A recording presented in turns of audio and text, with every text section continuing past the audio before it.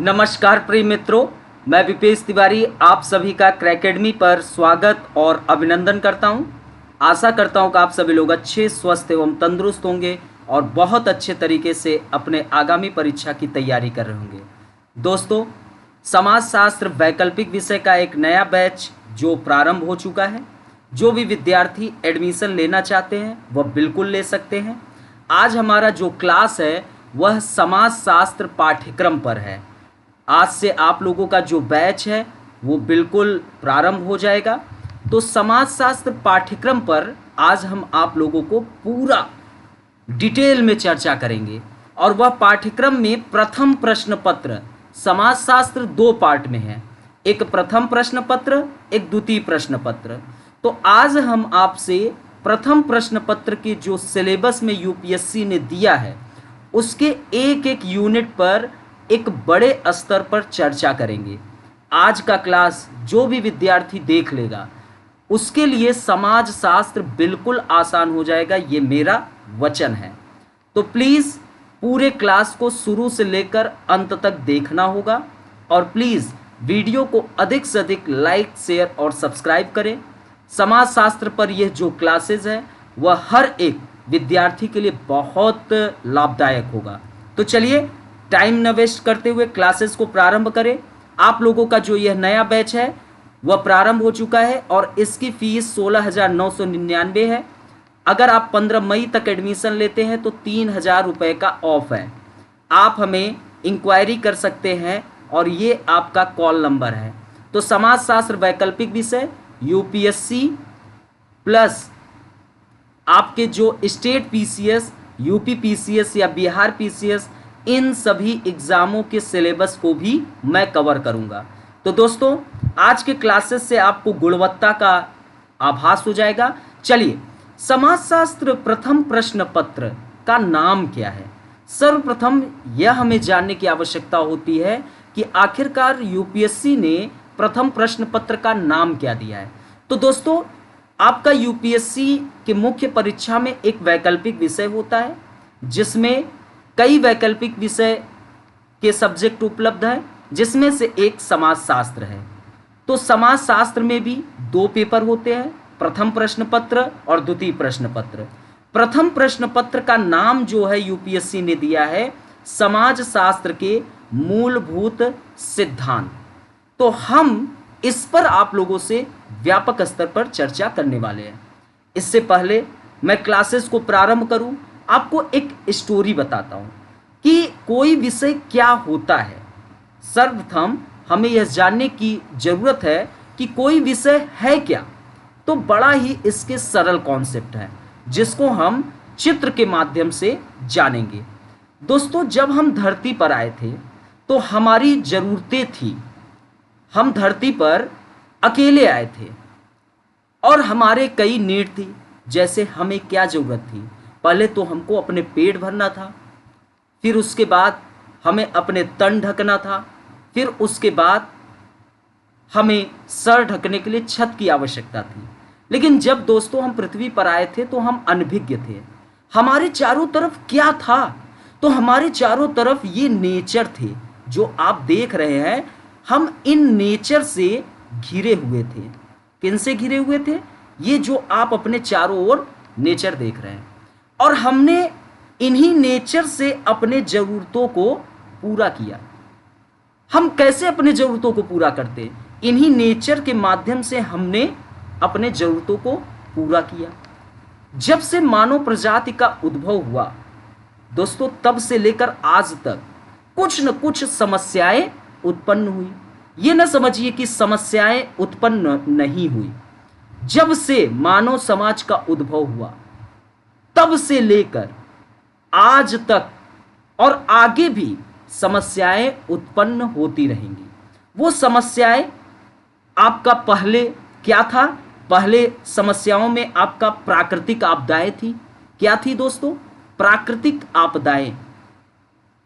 पहले आप देखते थे कि प्लेग बीमारी फैलता था तो उससे पूरा का पूरा गांव निपट जाता था।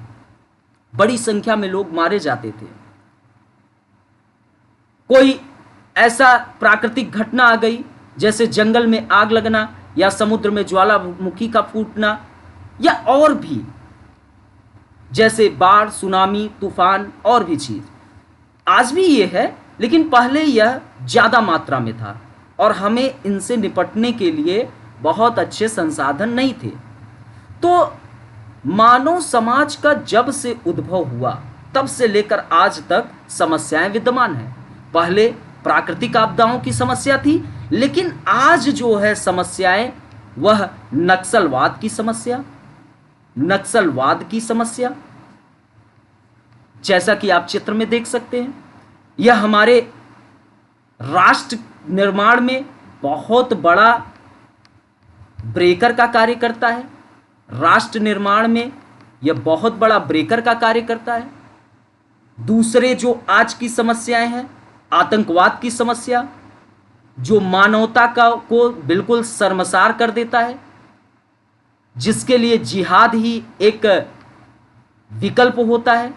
तो आज हम नक्सलवाद से घिरे हुए हैं, आतंकवाद से घिरे हुए हैं, महिलाओं से संबंधित, जैसे आज कन्या भ्रूण हत्या।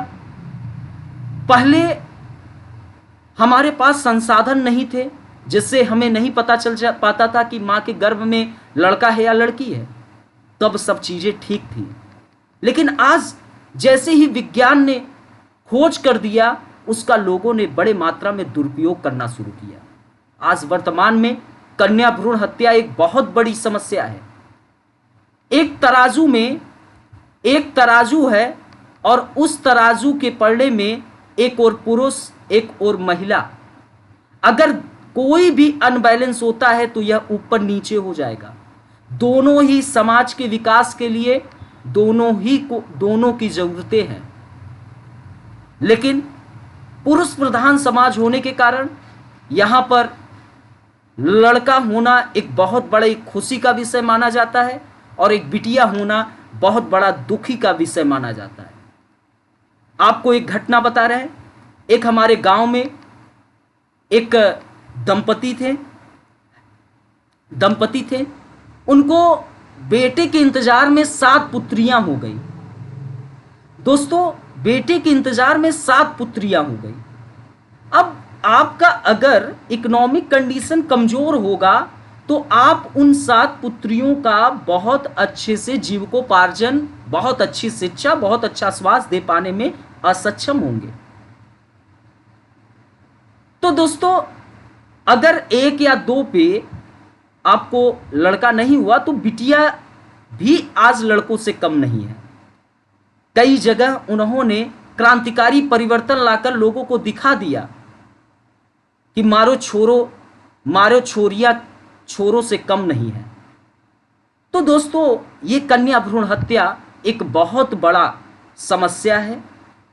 आज की समस्या में ये आप देख सकते हैं, एक महिला जब मां बनती है तो बहुत वह खुशी की अनुभूति करती है। उसको इस बात से बिल्कुल भी फर्क नहीं पड़ता है कि वह लड़का है या लड़की है। लेकिन जब उसके पेट में लड़की है, गर्भ में, और उसके बाद एक लड़की होने के कारण, उसके गर्भ में एक बिटिया होने के कारण उसको मार दिया जाता है, तो आंख में आंसू जरूर निकलते हैं, लेकिन वह फिर भी चुपचाप बैठ जाती है, कुछ भी प्रश्न नहीं करती है। और यही समस्या का कारण भी है। जब आप इन सब के लिए बहुत बड़े मात्रा में कानून है, कहीं ना कहीं आप भी इसको बढ़ावा देने में भूमिका अदा कर रहे हैं। आप इसके लिए कानून का सहारा लीजिए, मोह माया से दूर होकर, तभी जाकर यह समस्याएं खत्म होंगी। अब जब तक आप ये सोचोगे हमारे पति है और वह फैसला हमारे लिए जो लेंगे वो उचित रहेगा, तो यह आप गलत सोच रहे हैं। आप यह भी बहुत बड़ी समस्या है, बलात्कार। यह मानव समाज के तमाम प्रकार के प्रक्रियाओं को शर्मसार कर देने वाला यह कृत्य है, जो कि आज के वर्तमान परिदृश्य में बहुत बड़ी समस्या के रूप में विद्यमान है। जब एक लड़की का बलात्कार होता है जिसमें उसका कोई दोष नहीं है, उसने कोई गलत कृत्य किया ही नहीं है, सिर्फ लड़की होने के कारण उसको यह सजा मिली, लेकिन अगर वह फिर से इस मानव समाज में रहकर फिर से आगे बढ़ना चाहती है, लेकिन मानव समाज उसको आगे नहीं बढ़ने देता है, उसको बार बार एक गलत नजर से देखेगा, जिससे वह जो महिला है पीड़ित होकर सुसाइड करने की स्थिति में आ जाती है, या गुमसुम बिल्कुल लावारिस की तरह रहने की प्रक्रियाएं शुरू हो जाती है। तो यह कृत्य पूरे मानव समाज को शर्मसार कर देने वाला कृत्य है।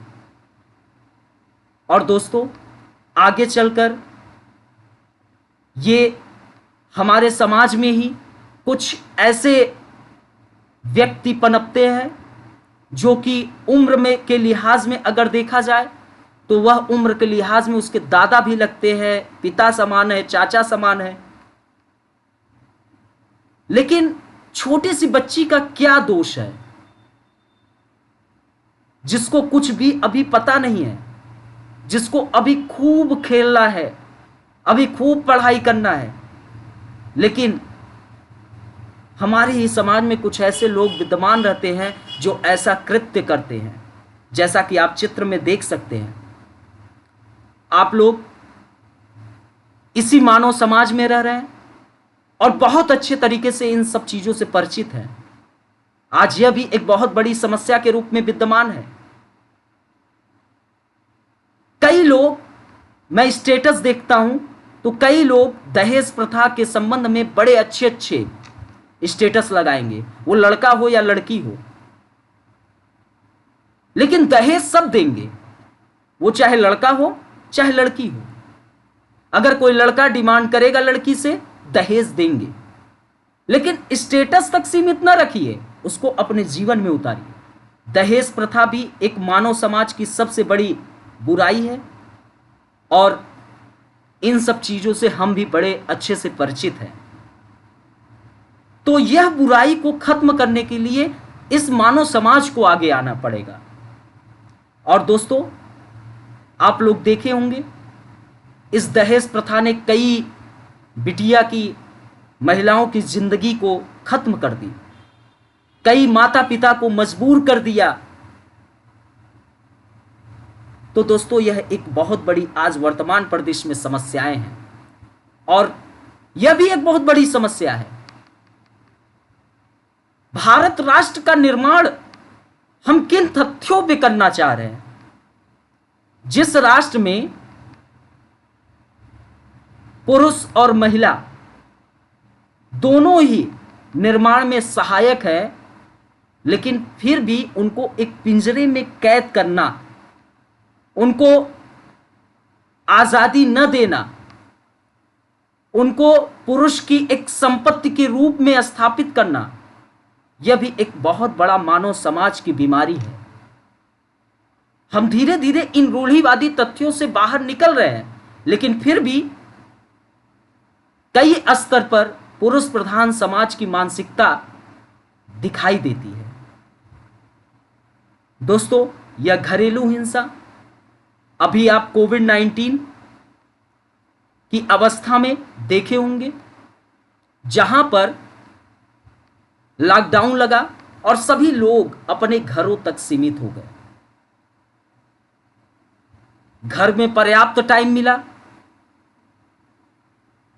कई दारूबाजों का दारू की दुकानें बंद हो गई थी, अब उन्हें कहां से मिले? कई ऐसे व्यक्ति जो बड़े ही कुंठित विचारधारा के हैं, जिनका सिर्फ और सिर्फ अपने पावर को एक महिला के ऊपर दिखाना। तो कोविड-19 में यह केसेस बड़े मात्रा में देखने को मिले, घरेलू हिंसा। उनको कुछ और नहीं मिला तो सिर्फ और सिर्फ एक महिला की को पिटाई ही करना मिला, तो यह भी बड़े मात्रा में देखने को मिला। तो यह सब एक मानव समाज की बहुत बड़ी बीमारी है। हम दोस्तों अन्य जानवरों से अलग थे क्योंकि हमारी शारीरिक विशिष्टताएं एवं मानसिक विशिष्टताएं अलग थी। जब दोस्तों इस मानव जाति का उद्भव हुआ तब से लेकर आज तक कई समस्याएं विद्यमान रही, जिसमें हमने अभी तक प्राकृतिक आपदाएं पहले देखते थे, आज वर्तमान में जो चीजें आपको दिखाया। अब हम यहां पर चर्चा करने वाले हैं कि हम जो हैं अन्य जानवरों से अलग थे। आप यहां चित्र में एक जानवर को देख सकते हैं और चित्र में एक महिला को देख सकते हैं। यहां पर एक पुरुष को भी रख लीजिए, अर्थात कि हम चित्र में दिखाई दे रहे हैं हमको। तो दोस्तों हमारी जो शारीरिक बनावट है, हमारी जो शारीरिक विशेषताएं हैं, वह इस जानवर से अलग है और प्लस मानसिक रूप से भी हम सोच सकते हैं, उस पर विचार कर सकते हैं और सोचने के बाद हम कृत्य कर सकते हैं, जो कि जानवरों में इसका अभाव दिखाई देता है। हम दोस्तों सीधा खड़े हो सकते हैं लेकिन जानवर सीधा खड़े होने की स्थिति में नहीं होते हैं। हम दोस्तों सुई में धागा डाल सकते हैं लेकिन जानवर सुई में धागा नहीं डाल सकता है। और हम अन्य जानवरों से मानसिक रूप से बहुत बड़े मात्रा में समृद्ध हैं। और इसका परिणाम क्या निकल के आया? इसका परिणाम यह निकल के आया कि हमने इन मानसिक और शारीरिक क्षमताओं के बल पर अपनी जो नीड थी, आवश्यकताएं थी, उसको सहज रूप से पूरा कर पाने में सक्षम हुए। हम अपने इन मानसिक और अपने इन शारीरिक बनावट के कारण ही हम अपनी आवश्यकताओं को बड़े अच्छे तरीके से, नीड को, जो हमारी आवश्यकताएं थी उसको पूरा कर पाने में सक्षम हुए। हम अपने समस्याओं को बेहतर तरीके से समाधान कर पाने में सक्षम हुए। और इसी क्रम में हम लोगों को कुछ महसूस हुआ। क्या महसूस हुआ हमको? इस क्रम में एक चीज निकल के आया कि जो समस्याएं उत्पन्न हो रही है, उन समस्याओं के समाधान के लिए ज्ञान अर्जित करने की आवश्यकता बहुत जरूरत थी। आखिरकार जो प्राकृतिक आपदाएं उत्पन्न हो रही थी, अगर उसका ज्ञान हमें हो जाए, अर्थात कि हम पर्यावरण को बड़े अच्छे तरीके से उसका उपयोग करें, दुरुपयोग न करें, तो हम काफी हद तक इन आपदाओं से निपट सकते हैं। हमें ज्ञान की आवश्यकता है। जब तक हमें ज्ञान नहीं होगा तो मानव समाज में उत्पन्न जो समस्याएं हैं, उन समस्याओं को खत्म कर पाना असंभव होगा। तब जाकर हमने क्या किया? ज्ञान अर्जित करना शुरू कर दिया। हमने अब शुरू कर दिया कि हमें पता चल गया कि समस्या का समाधान करने के लिए ज्ञान अत्यंत आवश्यक है। और इस क्रम में हमने ज्ञान अर्जित करना शुरू कर दिया और इस अर्जित ज्ञान को समाधान में प्रयोग करना शुरू कर दिया। फिर दोस्तों आप देख सकते हैं, यहां पर दिख रहा है फ्रीज। अगर इस फ्रीज का हमें ज्ञान नहीं होगा, इसके मैकेनिज्म के बारे में हमें जानकारी नहीं होगी, अगर यह फ्रीज खराब होगा तो क्या हम सही कर पाएंगे? आपसे मैं प्रश्न पूछ रहा हूं, आप इस प्रश्न का जवाब दीजिए। यह प्रश्न आपसे है। तो हमें इसके मैकेनिज्म के बारे में ज्ञान होना अत्यंत आवश्यक है। तो दोस्तों हमने क्या शुरू किया? हमने ज्ञान अर्जित करना शुरू किया और हम इस फ्रीज के मैकेनिज्म के बारे में अगर हमको जानकारी हुई, ज्ञान हुआ, अब ये फ्रीज कभी भी खराब हो हम सही कर देंगे। इस टीवी के विषय में हमने ज्ञान अर्जित किया, इसके मैकेनिज्म के बारे में जाने, हम इसको अब सही कर सकते हैं। तो दोस्तों हम इस क्रम में ज्ञान अर्जित करना शुरू कर दिया। जब यह हम समझ गए कि समस्या का जो समाधान है वह ज्ञान के माध्यम से ही हो सकता है, इसी कारण हमने क्या काम किया दोस्तों, अलग अलग पक्षों का अध्ययन करना शुरू कर दिया। इस तरह हमने ज्ञान, ज्ञान संकुचन, ज्ञान संकलन तथा ज्ञान संचय की प्रक्रिया शुरू कर दिया और हमने ज्ञान को स्टोर किया, क्योंकि समस्याएं जो थी वो अलग अलग थी। ये नहीं है कि समस्याएं एक ही पक्ष से संबंधित थी, अलग अलग पक्ष से संबंधित थी और हमें जरूरत थी इन समस्याओं को समाधान करने के लिए अलग अलग पक्षों का ज्ञान होना अत्यंत आवश्यक था। अब दोस्तों, जब हमने ज्ञान अर्जित करना शुरू किया और कुछ ज्ञान अर्जित किया तो सबसे पहले हमने अपने बच्चों को ज्ञान देना शुरू किया, ताकि जब इन बच्चों को समस्याएं उत्पन्न हो तो वह इन समस्याओं का समाधान कर पाए, उस ज्ञान का यह उपयोग कर पाए। फिर उसके बाद हमने 10-20 लोगों को बैठा कर ज्ञान देना शुरू किया। 10-20 लोगों को बैठाकर हमने ज्ञान देना शुरू किया। फिर दोस्तों धीरे धीरे हमने एक पेड़ या वृक्ष के पास बैठकर हमने कई लोगों को ज्ञान देना शुरू किया, जिसमें 20-25 लोग आसानी से बैठकर ज्ञान अर्जित करते हुए दिखाई दे रहे हैं। और फिर दोस्तों धीरे धीरे यह स्कूल सिस्टम में परिवर्तित हो गया, जैसा कि चित्र में आप देख सकते हैं। बड़े बड़े बिल्डिंग बनने लगे, बड़े बड़े बिल्डिंग बनने लगे और जिसके अंदर हमने शिक्षा अर्जित करना शुरू किया। दोस्तों, इस क्रम में हम वर्तमान में अगर देखें तो न्यू एजुकेशन पॉलिसी, नई राष्ट्रीय शिक्षा नीति तक पहुंच चुके हैं। अभी कस्तूरी रंगन समिति की अध्यक्षता में नई राष्ट्रीय शिक्षा नीति का तैयार हुआ और जो लागू भी हो गया। तो दोस्तों, हम धीरे धीरे इस प्रकार आगे बढ़ते हुए चले गए। अगर आप देखें तो जब तक लिपि का आविष्कार नहीं था तब तक हम जो ज्ञान अर्जित कर रहे थे उसको हम पुस्तकों में इनपुट नहीं कर रहे थे। लेकिन दोस्तों धीरे धीरे लिपि का आविष्कार हुआ और लिपि का आविष्कार होते ही हमने जो ज्ञान अर्जित कर रहे थे उन ज्ञान को पुस्तकों में संचित करना शुरू कर दिया। आप यहां पर लाइब्रेरी में देख सकते हैं, यह अलग अलग पक्षों से अर्जित ज्ञान इसमें संकलित है।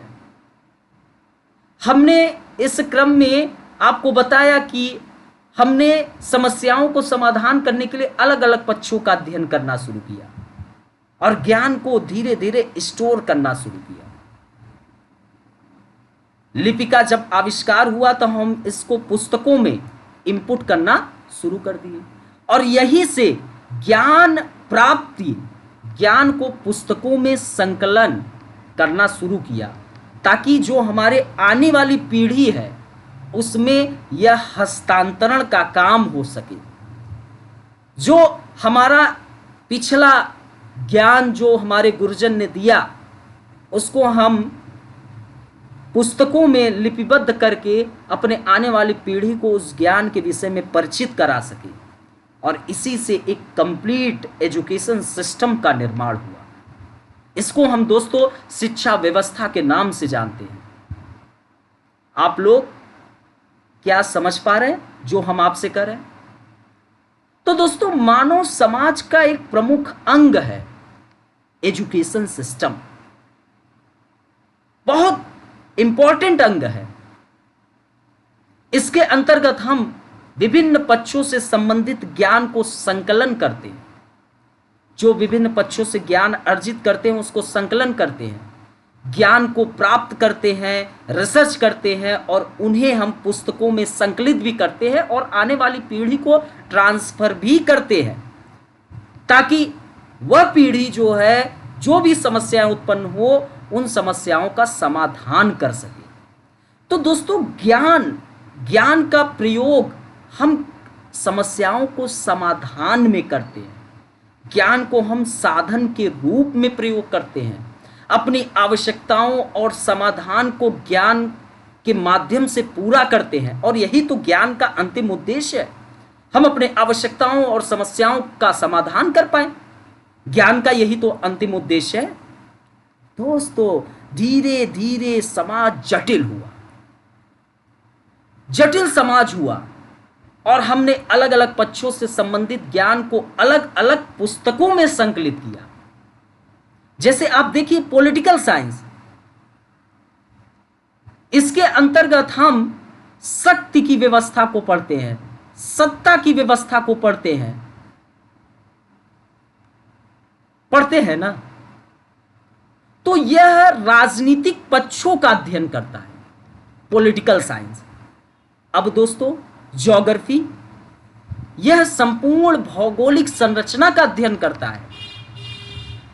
और दोस्तों, आपका जो फिलॉसफी है, यह चिंतन का अध्ययन करता है। दोस्तों,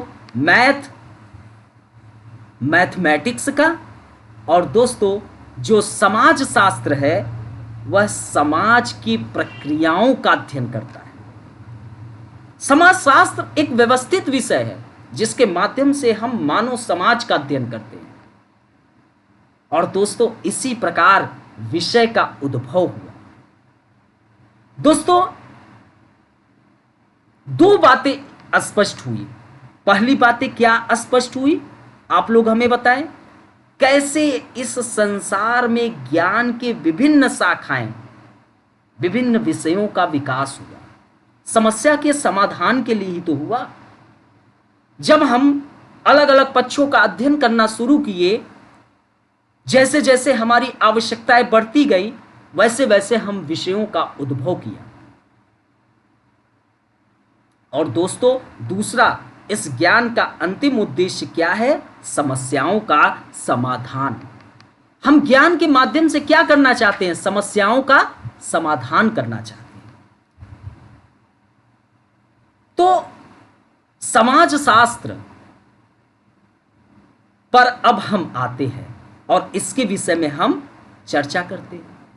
तो जो सोशियोलॉजी विषय का उद्भव हुआ, ऐसी बात नहीं है कि समाज का अध्ययन अचानक 1838 में निकल कर आया।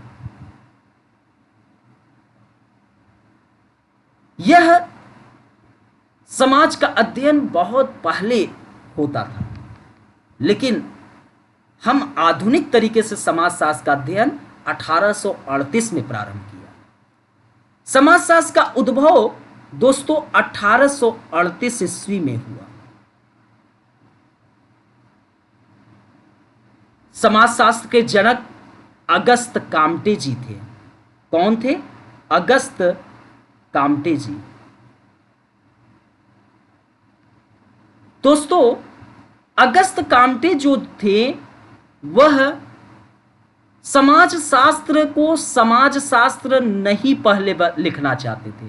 वह पहले क्या लिखना चाहते थे? Social physics. क्या लिखना चाहते थे? Social physics. लेकिन बेल्जियम के एक विद्वान ने इस सोशल फिजिक्स शब्द का प्रयोग किया, इसी कारण इन्होंने समाजशास्त्र शब्द को उद्भव किया। अगस्त काम्टे समाजशास्त्र को एक विज्ञान बनाना चाहते थे, जिसकी चर्चा आगे होगी। तो हम समाजशास्त्र क्यों पढ़ते हैं? तो दोस्तों, अभी हमने आपको बताया कि ज्ञान का अंतिम उद्देश्य क्या है? समस्याओं का समाधान करना। जैसे हमने अभी आपको बताया कि फ्रीज के मैकेनिज्म के विषय में अगर हमें जानकारी नहीं होगी तो हम फ्रीज की समस्याओं का समाधान नहीं कर सकते। तो धीरे धीरे जब हम अलग अलग पक्षों का अध्ययन करना शुरू किए तो उसमें एक समाजशास्त्र भी था। समाजशास्त्र मानव समाज का अध्ययन करता है। और दोस्तों, मानव समाज में कई मैकेनिज्म वर्क करते हैं। इस मानव समाज में कई मैकेनिज्म है और इन मैकेनिज्म को समझने के उद्देश्य से हम समाजशास्त्र को पढ़ते हैं। समाज की कार्यप्रणाली के बारे में जानने के लिए हम समाजशास्त्र पढ़ते हैं। समाज में कई मैकेनिज्म वर्क करते हैं। जैसे समाज के एक मैकेनिज्म पॉलिटिकल हो गया, राजनीतिक, एक हो गया आर्थिक, एक हो गया सांस्कृतिक, एक हो गया धार्मिक, एक हो गया सामाजिक, ईटीसी। तो ये समाज के मैकेनिज्म हैं और इन मैकेनिज्म में कई बीमारियां भी उत्पन्न होती रहती है और हम समाज शास्त्र के माध्यम से इन सभी पक्षों का अध्ययन करते हैं ताकि कभी भी इन मैकेनिज्म में कोई प्रॉब्लम आए तो हम समस्या का समाधान कर सकें। दोस्तों, अब हमें जानना है कि समाजशास्त्र को जानना क्यों जरूरी है। इसलिए जानना जरूरी है कि समाज का मशीन खराब हो जाए, समाज की जो मशीन है यदि उसमें कोई प्रॉब्लम हो जाए तो हम उसे ठीक कर सकें। अभी आपको इसी समाज, मानव समाज में आपको मैंने बताया कि समाज शास्त्र मानव समाज का अध्ययन करता है, मानव समाज में उपस्थित सदस्यों के बीच के अंतर संबंधों का अध्ययन करता है। तो इस मानव समाज में पुरुष और महिला दोनों है और दोनों ही इस समाज के विकास में सहायक है। लेकिन यदि किसी मैकेनिज्म में कोई प्रॉब्लम आया हो तो हम समाज शास्त्र के माध्यम से इन समस्याओं का समाधान करते हैं। इसीलिए तो महिला टॉपिक आप पढ़ते हैं। एजुकेशन सिस्टम, एजुकेशन सिस्टम में कोई बीमारी आ जाए, अभी आपको मैंने बताया कि मानव समाज में किस प्रकार एजुकेशन सिस्टम आया। ज्ञान का अंतिम उद्देश्य इन समस्याओं का समाधान करना है और एजुकेशन सिस्टम में ही प्रॉब्लम आ जाए तो सारी चीजें खत्म हो जाएंगी। अभी बिहार पीएससी का पेपर था और बीपीएससी के पेपर जो है लीक हुई। क्यों लीक हो रही है? आखिरकार समाज में कौन सफेद पोश अपराधी विद्यमान है जो इस कृत्य को बढ़ावा दे रहा है? एक स्टूडेंट कई जगहों से बाहर निकलकर वह बिहार पहुंचता है। एक महिला, एक लड़की अगर बीपीएससी का फॉर्म भरी है तो वह 1 महीना पहले अपने माता पिता से आग्रह करती है कि प्लीज मुझे मेरे साथ चलिए ताकि मैं पेपर दे दूं, और वह किसी तरीके उनके फैमिली वाले लेके गए और जब पेपर ही लीक हो गई तो क्या उसे नेक्स्ट टाइम जाने देंगे? तो इस एजुकेशन सिस्टम में ये जो प्रॉब्लम उत्पन्न हो रही है, इन प्रॉब्लम का समाधान समाजशास्त्र के माध्यम से होगा। इन सफेद पोश अपराधी को बिल्कुल सामने निकाल कर यह बताना होगा सिस्टम को कि ये चीजें कहां पर प्रॉब्लम क्रिएट हो रही है और इन समस्याओं का समाधान होना जरूरी है। तो समाजशास्त्र को जानना क्यों जरूरी है? तो यदि समाज की मशीन खराब हो जाए तो उसको ठीक किया जा सके। हमको यदि ज्ञान नहीं होगा तो इन समस्याओं का समाधान कर पाने में असफल होंगे। तो ज्ञान अर्जित करिए समाजशास्त्र का ताकि मानव समाज में उपस्थित जो भी समस्याएं हैं उनका समाधान कर सके, क्योंकि समाज शास्त्र के अंतर्गत सब कुछ समाहित हो जाता है। राजनीतिक, आर्थिक, धार्मिक, सांस्कृतिक, कई पहलू।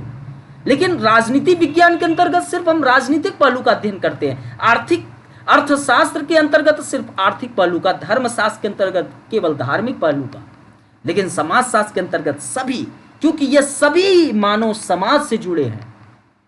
तो दोस्तों समाजशास्त्र को जानना इसलिए जरूरी है। समाजशास्त्र जब हम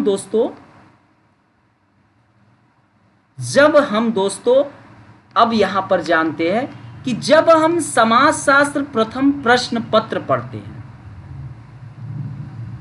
तो प्रथम प्रश्न पत्र के अंतर्गत क्या पढ़ते हैं यह जानना जरूरी है। जानना जरूरी है कि नहीं? तो समाजशास्त्र प्रथम प्रश्न पत्र के अंतर्गत दोस्तों समाज और उसकी कार्य प्रणाली को पढ़ते हैं। समाज और उसकी कार्य प्रणाली की समझ हमको मिलती है। ठीक है, जब हम समाजशास्त्र फर्स्ट पेपर समाजशास्त्र के मूलभूत सिद्धांत पढ़ते हैं, अर्थात कि समाजशास्त्र एक मानव समाज का अध्ययन करता है, तो समाजशास्त्र की जो पद्धति है इस समाज के अध्ययन को लेकर क्या है, तो समाज और उसकी कार्य प्रणाली प्रथम प्रश्न पत्र से संबंधित है। और द्वितीय प्रश्न पत्र जो है यह हमें भारतीय समाज के बारे में जानकारी देती है। किसके बारे में? भारतीय समाज के बारे में हमको जानकारी देती है। इस भारतीय समाज की कार्य प्रणाली के क्या है इसके विषय में हमको जानकारी मिलती है।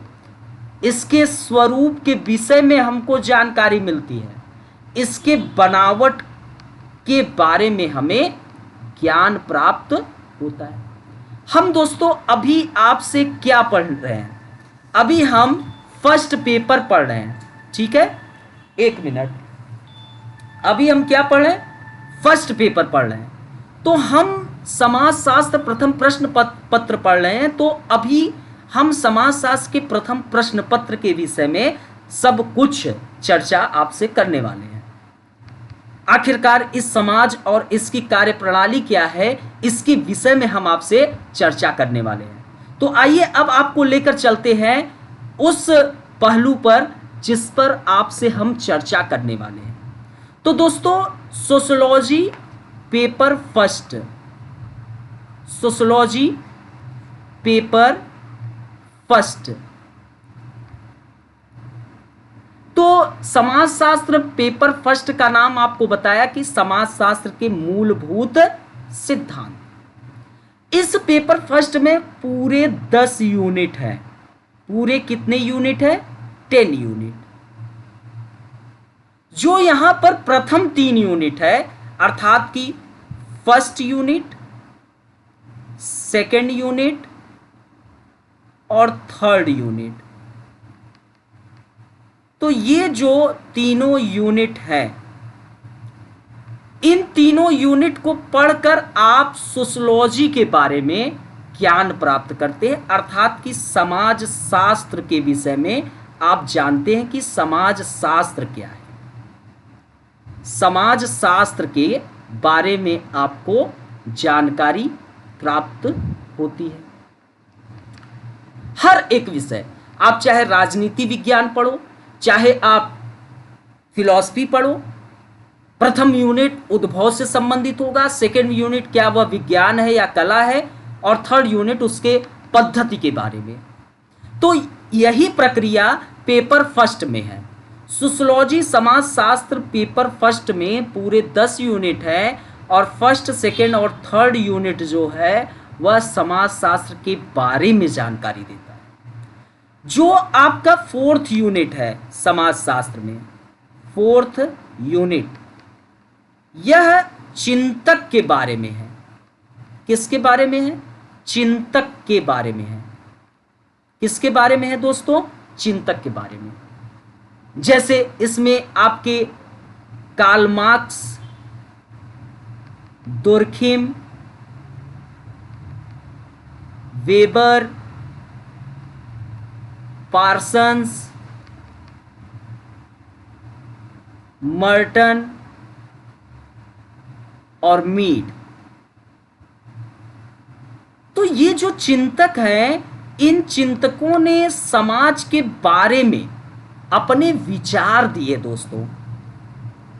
समाज के बारे में इन्होंने क्या दिया? अपने विचार दिए। यदि ये थिंकर समाज के बारे में अपने विचार दिए तो आपके लिए यह पढ़ना जरूरी है कि नहीं? आप इन समाज शास्त्रियों द्वारा जो समाज के लिए इन्होंने विचार दिया, इसको पढ़कर हम समाज के बारे में हम अपने ज्ञान को और बेहतर बना सकते हैं, हम अपने ज्ञान को और सुंदर बना सकते हैं। दोस्तों 1 मिनट चार्जर का प्रयोग कर ले। शायद चार्जर हमने लगाया नहीं और बैटरी डाउन हो सकती है। ठीक है, हम 1 मिनट में चार्जर लगा लेते हैं ताकि बैटरी डाउन ना हो। ठीक है, 1 मिनट, थोड़ा सा आप लोग वेट कर लीजिए तो हम चर्चाएं अच्छे से करते हैं। ठीक है, 1 मिनट।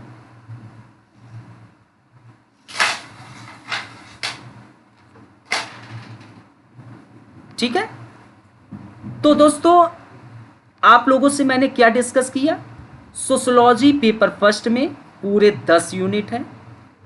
फर्स्ट, सेकंड और थर्ड यूनिट समाज शास्त्र के बारे में जानकारी देता है।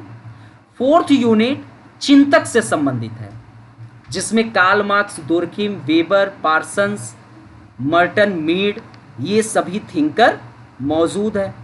1 मिनट देख लेते हैं चार्जर हो रहा है कि नहीं। ठीक है, ये थिंकर मौजूद है और इन्होंने क्या दिया? समाज के बारे में अपने विचार दिए। किसके बारे में अपने विचार दिए? समाज के बारे में इन्होंने अपने विचार दिए। अब ये आपके लिए जानना बड़ा जरूरी हो जाता है कि ये समाज के बारे में अपने क्या विचार दिए। और जब इन्होंने समाज के बारे में अपने विचार दिए, समाज के बारे में इन्होंने क्या अध्ययन किया, और जब आप इसको पढ़ लेते हैं तो दोस्तों आपकी जानकारी और शानदार हो जाती है। समाज को देखने का नजरिया आपका और सुंदर हो जाता है। तो दोस्तों इसको अभी और आगे डिटेल में चर्चा करते हैं। और जो दोस्तों 5वें से 10वां यूनिट है, 5वें से लेकर पूरे 10वें यूनिट तक, 10वां यूनिट तक, ये आपको समाज के बारे में जानकारी देते हैं। समाज के बारे में, समाज के मैकेनिज्म के बारे में। आपको अभी मैंने समाज के मैकेनिज्म बताया। समाज के मैकेनिज्म क्या क्या है कमेंट करके बताइए। एक राजनीतिक, जिसके कारण एक अलग यूनिट का जन्म हुआ, राजनीति और समाज। एक आपका धार्मिक, जिससे एक अलग यूनिट जन्म हुआ, धर्म एवं समाज। एक आर्थिक, समाज के मैकेनिज्म में है तो इससे एक अलग यूनिट का जन्म हुआ, कार्य एवं आर्थिकी जीवन। एक सामाजिक, समाज के मैकेनिज्म में है, इसके कारण स्तरीकरण एवं गतिशीलता, नातेदारी, आधुनिक समाज में परिवर्तन। एक अलग यूनिट का, ये 3 यूनिट का जन्म हुआ। तो ये समाज के मैकेनिज्म के बारे में हम 5वें से लेकर 10वें यूनिट तक अध्ययन करते हैं, स्टडी करते हैं। अब दोस्तों आपको हम एक एक यूनिट का एक बड़े स्तर पर डिस्कशन करते हैं। आप लोगों को क्या समझ में आ रहा है? सभी लोग कमेंट करके बताएं। सभी लोगों को समझ में आ रहा है? एंजॉय कर रहे हैं ना?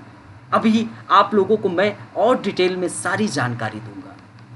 आज आप अगर इस लेक्चर को समझ लेते हैं तो आपका जो समाज शास्त्र को देखने की नजरिया है वो और शानदार हो जाएगा। हमारा उद्देश्य भी यही है कि आपको समाज शास्त्र जितना सरल रूप में दे दे उतना आप अच्छे से पढ़ डालें। अभी हमने आप लोगों से बड़े अच्छे से चर्चा किया। मानव समाज का जो उद्भव हुआ, हम तब पर्यावरण से घिरे हुए थे। हम नेचर से अपने जरूरतों को पूरा करते थे। हम नेचर से अपने नीड को पूरा करते थे। लेकिन मानव समाज जब से उद्गम हुआ तब से समस्याएं विद्यमान थी। यह समस्याएं पहले प्राकृतिक आपदा के रूप में थी, आधुनिक में आपका आतंकवाद, नक्सलवाद, महिलाओं से संबंधित समस्या जैसे कन्या भ्रूण हत्या, वैवाहिक बलात्कार, घरेलू हिंसा इत्यादि बड़े मात्रा में देखने को मिले। फिर दोस्तों धीरे धीरे हम लोगों को यह महसूस हुआ कि इन समस्याओं का समाधान करने के लिए ज्ञान अर्जित करने की आवश्यकता है। हमने ज्ञान अर्जन प्रारंभ किया ताकि हम इन समस्याओं का समाधान कर सकें। लेकिन समस्याएं तो अलग अलग पक्षों से संबंधित थी, तो हम अलग अलग पक्षों का अध्ययन करना शुरू किया। प्रारंभ में जो हमें ज्ञान मिलता था वह ज्ञान को हम अपने बच्चों को देना शुरू किए। बच्चों के बाद हमने 10-20 लोगों को बैठाकर, फिर उसके बाद हमने पेड़ के नीचे बैठाकर, फिर उसके बाद स्कूल सिस्टम आया। एक बिल्डिंग में हम बैठाकर शिक्षा देना शुरू किए। लेकिन दोस्तों जब तक लिपि का आविष्कार नहीं था तब तक हम ज्ञान को पुस्तकों में समाहित नहीं करते थे। लेकिन लिपि का आविष्कार हुआ तो हम ज्ञान को पुस्तकों में समाहित करने लगे। इससे क्या हुआ कि हम आने वाली पीढ़ी के लिए जो ज्ञान पर हमने रिसर्च किया उस तक पहुंचाना, और हमने इस प्रयास में भी सफल हुए। जब हमें दिखा कि समस्याएं अलग अलग पक्ष से है तो हमने अलग अलग विषयों का उद्भव किया, जैसे राजनीति विज्ञान, अर्थशास्त्र, फिलॉसफी, मैथ, समाजशास्त्र। इस प्रकार एक विषय का उद्भव हुआ दोस्तों। इस प्रकार एक विषय का जन्म हुआ। अब आपको पता चल गया कि एक विषय किस आधार पर आया। फिर हमने आपको बताया कि समाजशास्त्र मानव समाज का अध्ययन करता है। समाजशास्त्र मानव समाज में उपस्थित सदस्यों के बीच के अंतर संबंधों का अध्ययन करता है। यह अंतर संबंध कई रूपों में विद्यमान है। हम समाजशास्त्र इसलिए पढ़ते हैं ताकि समाज के मैकेनिज्म के बारे में जानकारी इकट्ठा कर सके। समाज के जो मैकेनिज्म है वह राजनीतिक, आर्थिक, धार्मिक, सांस्कृतिक इत्यादि पहलुओं पर है, और इन मैकेनिज्म में प्रॉब्लम होती है, समस्याएं उत्पन्न होती है, और जब हम इस समाजशास्त्र का ज्ञान अर्जित करते हैं तो इन समस्याओं का समाधान कर पाने में सफल होते हैं। हमने फिर आपको बताया कि समाजशास्त्र के 10 यूनिट हैं। प्रथम जो 3 यूनिट है वो समाजशास्त्र के बारे में जानकारी देते हैं। जो यूनिट 4 है उसका संबंध चिंतक से है, और जो चिंतक हैं वो अपने समकालीन, अपने समय में वह समाज के बारे में कुछ जानकारी दिए, और हम उन जानकारियों को इकट्ठा करके समाज के प्रति हमारा जो समझने का दृष्टिकोण है वो और शानदार कर सकते हैं। अब हम आपको जो यूपीएससी ने अपने सिलेबस में दिया है उसके एक एक पहलुओं पर रिसर्च करते हैं। तो दोस्तों समाजशास्त्र प्रथम प्रश्न पत्र में आपको जो नाम है वो समाजशास्त्र के मूलभूत सिद्धांत, इसका नाम है फंडामेंटल्स ऑफ सोशियोलॉजी, जिसमें यूनिट फर्स्ट में लिखा हुआ है पहला समाजशास्त्र विद्या शाखा, सोशियोलॉजी द डिसिप्लिन। अगर हम इसको और सरल शब्दों में कहें तो समाजशास्त्र एक विषय के रूप में, इसको हम अगर सरल शब्दों में कहें तो समाजशास्त्र एक विषय के रूप में।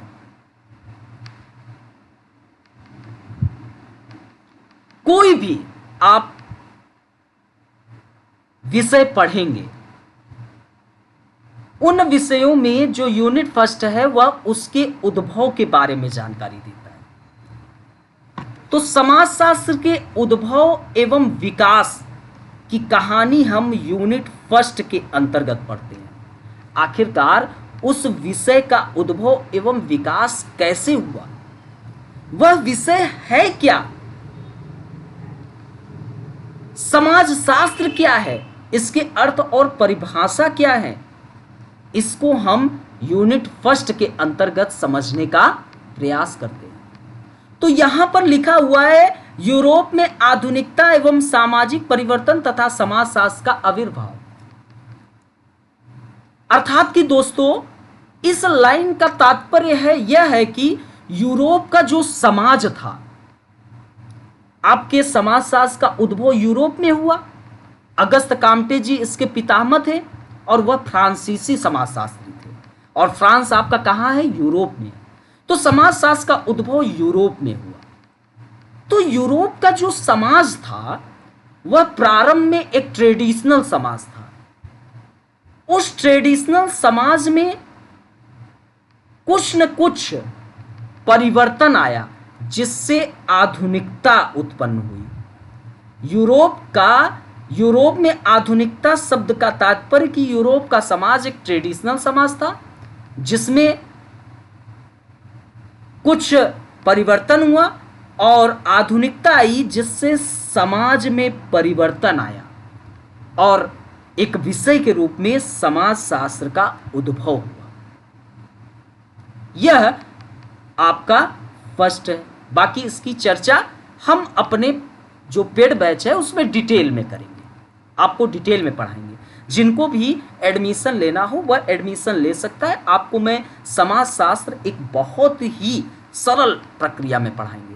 अब जैसे मैं यूनिट फर्स्ट पढ़ा रहा हूँ, इसको ख़त्म करने के बाद इस यूनिट से संबंधित जो भी क्वेश्चन है उनको मैं डिस्कस करूँगा ताकि आप बहुत अच्छे तरीके से समझ जाए। अभी मैं पहला क्लास समाजशास्त्र के अध्ययन का दृष्टिकोण कैसे विकसित करें उस पर लिया। आज मैं आपको सिलेबस पर ले रहा हूं और एक वृहद स्तर पर। अब जो यूनिट फर्स्ट में सेकंड टॉपिक है समाजशास्त्र का विषय क्षेत्र। तो दोस्तों यहां पर विषय क्षेत्र में दो चीजें पढ़ना है। एक तो समाजशास्त्र का विषय वस्तु और विषय क्षेत्र, इन दोनों में अंतर है। यूपीएससी ने डिफाइन नहीं किया लेकिन हमारी नजरों से यह पकड़ में आ जाएगा। तो विषय वस्तु एवं विषय क्षेत्र, ये दोस्तों दोनों अलग अलग चीजें होते, ये अपने स्मरण में रखिएगा। आखिरकार विषय वस्तु का मतलब क्या होता है यह जानो। यह विषय किन चीजों का अध्ययन करता है। विषय वस्तु का मतलब कि यह किन चीजों का अध्ययन करता है। समाजशास्त्र की विषय वस्तु क्या है, मानव समाज है। तो विषय वस्तु का मतलब क्या है कि वह विषय अर्थात समाजशास्त्र किन चीजों का अध्ययन करता है। और विषय क्षेत्र का मतलब क्या होता है कि उन चीजों का अध्ययन करते समय उस विषय का क्या रेंज होता है, उस विषय का क्या रेंज होता है, यानी उस चीज के किन किन पहलुओं, किन किन पक्षों, किन किन आयामों का वह अध्ययन करता है। इसका संबंध हम यहां पर पढ़ेंगे। समाजशास्त्र का विषय क्षेत्र में हम विषय वस्तु और विषय क्षेत्र। विषय वस्तु का मतलब कि आखिरकार वह विषय किन चीजों का अध्ययन करता है। विषय क्षेत्र का मतलब कि आखिरकार उस विषय का, जिस विषय का हम अध्ययन कर रहे हैं, उस विषय का रेंज क्या है, वह किन किन पहलुओं का अध्ययन करता है, किन किन पक्षों का अध्ययन करता है, किन किन आयामों का वह अध्ययन करता है। इन चीजों का अध्ययन करेंगे। फिर अन्य सामाजिक विज्ञानों से इसकी तुलना।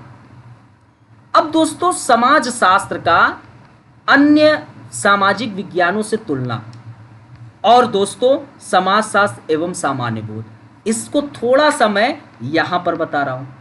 तो अभी मैंने आपको फर्स्ट बताया, हम समाजशास्त्र के अंतर्गत यूनिट फर्स्ट में उद्भव के विषय में पढ़ते हैं, ठीक है। यूनिट फर्स्ट के अंतर्गत हम उद्भव के विषय में पढ़ते हैं। सेकंड, हम विषय वस्तु और विषय क्षेत्र में अंतर को पढ़ते हैं।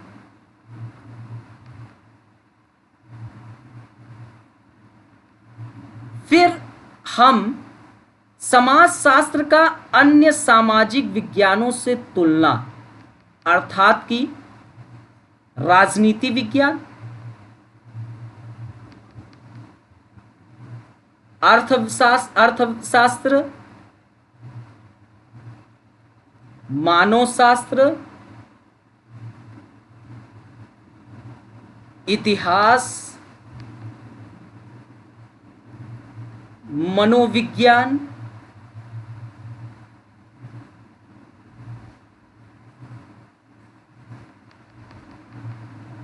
इन सभी पहलुओं का हम अध्ययन करते हैं। और चौथा, समाजशास्त्र एवं सामान्य बोध। आप सामान्य बोध जो होता है दोस्तों, जैसे एक किसान है, वह अपने खेतों में, एक ये किसान है, वह अपने खेतों में फसलों का उत्पादन करता है, तो वह सिर्फ एक अनुभव पर करता है, क्योंकि इसने उस फसल के उत्पादन से संबंधित कोई कोर्स, कोई जानकारी, कोई अनुसंधान नहीं किया। लेकिन एक जो वनस्पतिज्ञ होता है, उसको उस विषय में जानकारी होती है, वह अनुसंधान किया रहता है, तो वह जो फसल को उत्पादन करेगा वह अपने ज्ञान के अनुसार करेगा, रिसर्च के अनुसार करेगा। तो वनस्पतिज्ञ समाजशास्त्र का विषय वस्तु है, सामान्य बोध का विषय वस्तु अनुभव है। तो यह किसान जो है अनुभव पर कार्य करता है। अर्थात कि एक बिल्ली रास्ता काट रही है, इसमें कोई लॉजिक है नहीं कि बिल्ली के रास्ता काटने से कुछ अपशगुन होगा। यह सिर्फ एक लोकाचार के रूप में हमारे समाज में विद्यमान है, जिसको आज भी हम लेकर चल रहे हैं। लेकिन समाजशास्त्र के यह विषय वस्तु का हिस्सा नहीं होगा, क्योंकि इसका कोई सार्वभौमिक प्रामाणिकता नहीं मिली है कि यह सब जगह ऐसा सही होता ही है कि बिल्ली के रास्ता काटने से अपशगुन हो। तो यह चीज हम यहां पढ़ेंगे। तो यूनिट फर्स्ट के अंतर्गत हम इन चीजों का अध्ययन करेंगे। तो यूनिट फर्स्ट अब आपको समझ में आ गया कि हम यूनिट फर्स्ट में क्या पढ़ने वाले हैं। अब हम आपको समाज यूनिट सेकंड के विषय में बताते हैं। तो दूसरे यूनिट में हमें क्या पढ़ना रहता है? तो दूसरे यूनिट में हमें यह पढ़ना रहता है कि आखिरकार उस विषय की प्रकृति क्या है। जैसे समाज शास्त्र आप पढ़ रहे हैं, तो समाज शास्त्र की प्रकृति क्या है, व्हाट इज नेचर, समाज शास्त्र की प्रकृति क्या है। यहां पर प्रकृति से आशय क्या है? यहां पर प्रकृति से आशय है कि आखिरकार समाज शास्त्र विज्ञान है या कला है। यदि समाजशास्त्र विज्ञान है, तो आखिरकार विज्ञान क्या होता है? यदि समाजशास्त्र विज्ञान है, तो विज्ञान क्या होता है? और विज्ञान के कौन कौन से लक्षण होते हैं? अब क्या समाजशास्त्र विज्ञान है कि यह एक कला ही है?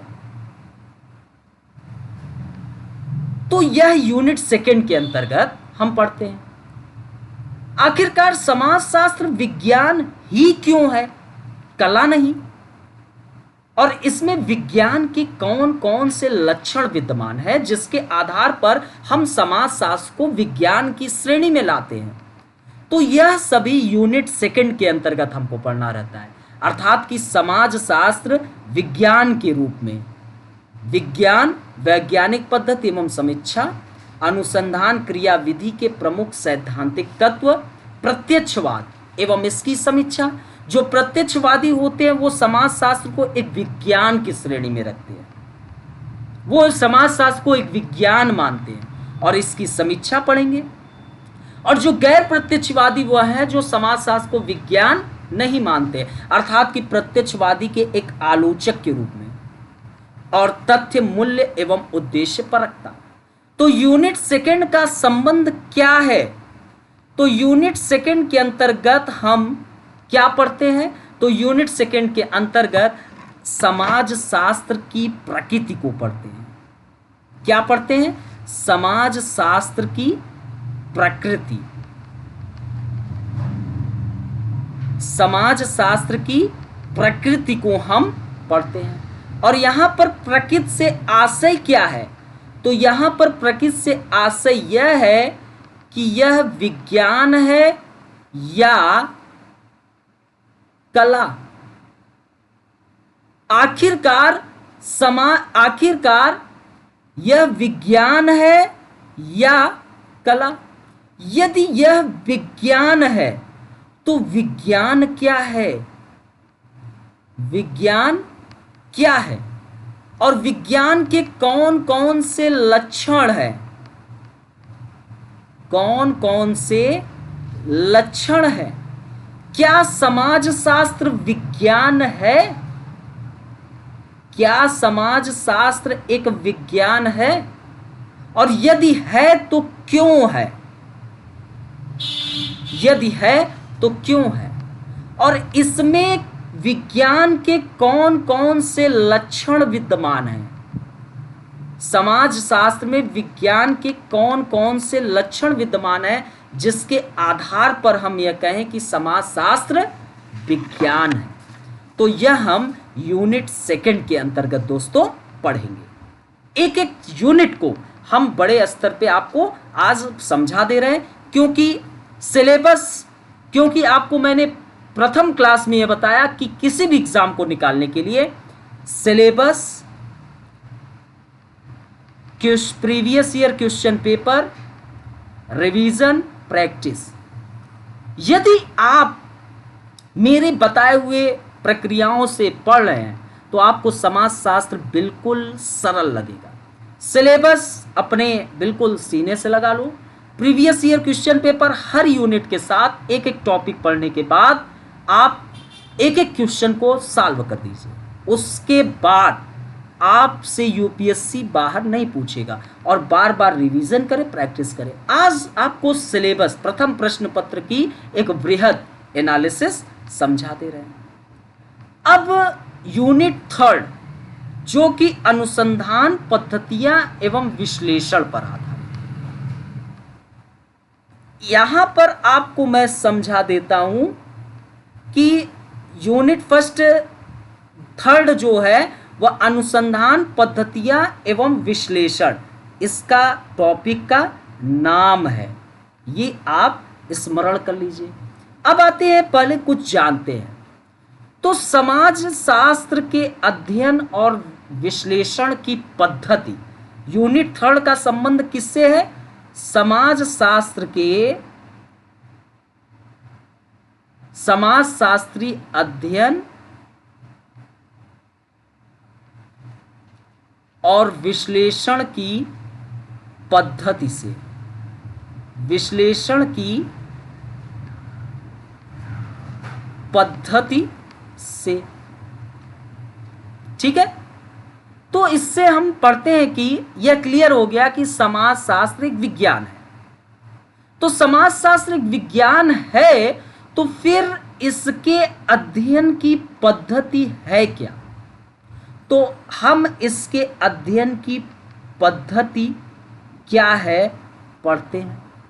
ये किस तरीके से अपने विषय वस्तु का अध्ययन करता है?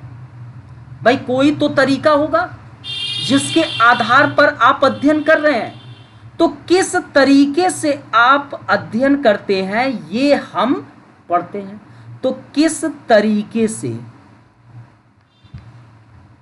अपने विषय वस्तु का अध्ययन करते हैं ये पढ़ते हैं।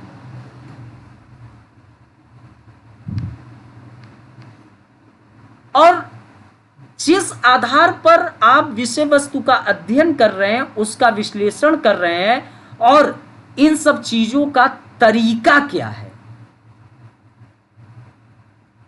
तो ये चीज हम पढ़ते हैं। तो मानव समाज के बारे में समाजशास्त्री किस तरीके से अध्ययन करता है, उस अध्ययन की पद्धति क्या होती है, ताकि समाज के बारे में सही सही ज्ञान को हम प्राप्त कर सकें, यह सब हम इसके अंतर्गत पढ़ते हैं। क्योंकि दोस्तों हर ज्ञान की शाखा, हर विषय की उपयोगिता तभी निकल कर आती है जब वह अपने विषय वस्तु के बारे में सही ज्ञान प्राप्त कर सके। यदि आप सही ज्ञान प्राप्त कर पाने में असफल हैं तो उस विषय वस्तु की कोई उपयोगिता नहीं रह पाती है। तो दोस्तों सही ज्ञान प्राप्त करना अत्यंत आवश्यक होता है। तो दोस्तों हम इन सब को इसके अंतर्गत पढ़ते हैं और अब आपको मैं यहां पर सिलेबस पर चर्चा करता हूं। तो दोस्तों अनुसंधान पद्धतियां एवं विश्लेषण पर आपको मैं जानकारी दे रहा हूं और यह जानकारी आप अब एक शॉर्ट में समझिए जो कि आपके लिए बहुत जरूरी है। ठीक है, अर्थात दोस्तों समाजशास्त्र एक व्यवस्थित विषय है जो कि किसका अध्ययन करता है, मानव समाज का अध्ययन करता है। मानव समाज में उपस्थित सदस्यों के बीच के अंतः संबंधों का अध्ययन करता है। और दोस्तों समाज शास्त्र सामान्य बोध से भिन्न है।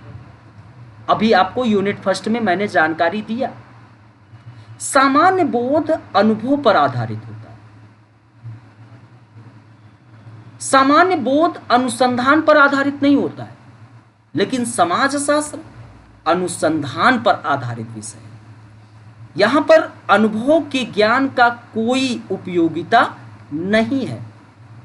तो दोस्तों समाजशास्त्र अनुसंधान पर आधारित होता है, अनुमानों पर नहीं। और दोस्तों समाजशास्त्र के व्यवस्थित अध्ययन के उद्देश्य से इसकी अपनी पद्धतियां हैं।